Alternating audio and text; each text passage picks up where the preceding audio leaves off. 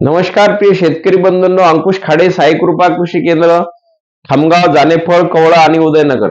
शेतकरी बंधूंनो, सध्या कोथिंबीर पेरण्याची फार गडबड चालू आहे. शेतकऱ्यांची उन्हाळी कोथिंबीर, धनिया, कोणी सांबार म्हणते.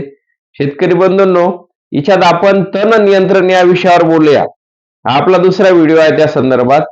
तर तण नियंत्रण हे उन्हाळ्यात तर बरेच शेतकरी काय करतात, तणनाशकची फवारणी करतात. तणनाशक हे शक्यतो उन्हाळ्यात अवॉइड करावे, टाळावेच. त्याचं कारण की तणनाशकामुळे झाडाचं तापमान वाढते, झाडाचं क्लोरोफिल म्हणजे फोटोसिंथेसिस थांबते, त्यामुळे अन्नद्रव्य निर्मिती थांबते. मग परत तर जे कोथिंबीर असतो तो पिवळा पडतो.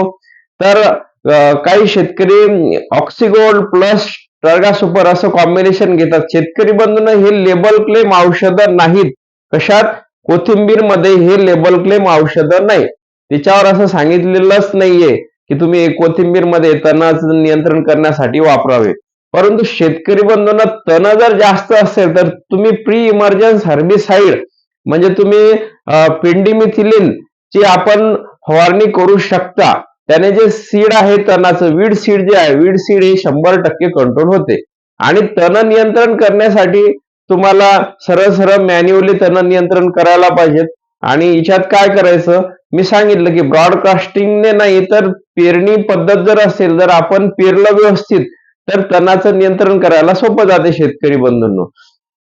म्हणून कुठलंही व्हिडिओ असतील की ते कॉपी केलेले व्हिडिओ असतील किंवा हे कोथिंबीर मध्ये हे तणनाशक फवारा, याने तणाचं नियंत्रण होते, पण तसं नाही शेतकरी बंधूंनो. ज्यांचा अनुभव आहे, प्रॅक्टिकल आहे, मी अनुभवातून स्वतः सांगतो तुम्हाला की तुम्ही उन्हाळ्यात जर तणनाशक फवारले कोथिंबीरवर तर कोथिंबीरची वाढ थांबते, पिवळा पडतो. म्हणून शेतकरी बंधूंनो, शक्यतोवर मॅन्युअलीच स्वतः हातानेच तणाचं नियंत्रण आपण करायला पाहिजे. धन्यवाद शेतकरी बंधूंनो.